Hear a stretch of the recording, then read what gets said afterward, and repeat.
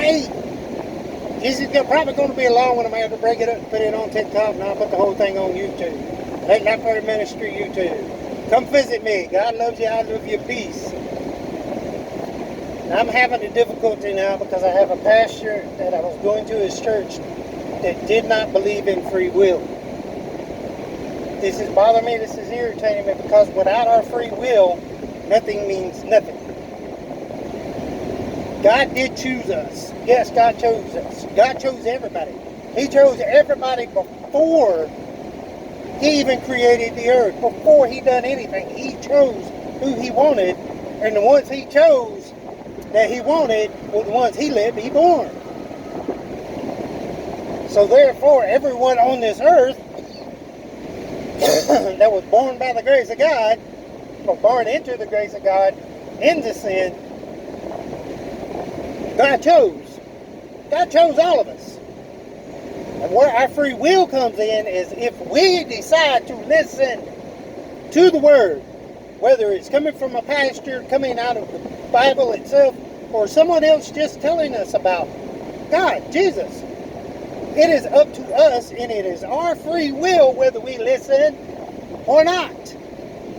And if we decide to listen with our heart, not just our ears, with your heart. You got to listen to your heart. You got to listen with your heart. It is up to us to listen with our hearts. If we decide to listen with our hearts, then God will touch us. God will touch us. And then we will have that desire to know more, to get to know Him better, to grow closer to Him. And we will have that desire. But it still is up to our free will to whether we listen with our heart or not. So, and my thing about it is, if we don't have free will, then God's not knocking on our door. There's no need to knock on the door. He's going to bust it down. If we don't have free will, then he don't have to knock. He'll just walk right on in. If He wants it, He's going to walk in. You know, there's no such thing as free will. And if there's no such thing as free will, then we don't have, then there's no need for the virgin birth.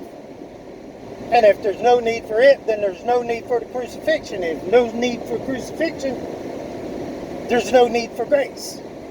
And if there's no need for grace, then you can never be reconciled in the eyes of the Lord because there's nothing to be reconciled for.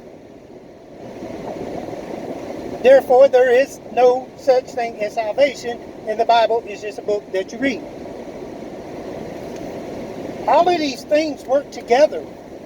All of these things are your path in belief and in love and in life and in, I hate that word religion, but in your relationship with Jesus Christ. All these things have to be present in order for you to have that relationship. If you lose one of these things, whether it's free will, salvation, the blood of Christ, whichever one you lose, if you lose one, then you lose them all. I'm going to have to pause. I'm about to go in the store and get me something to drink. I'll come back. We'll finish up.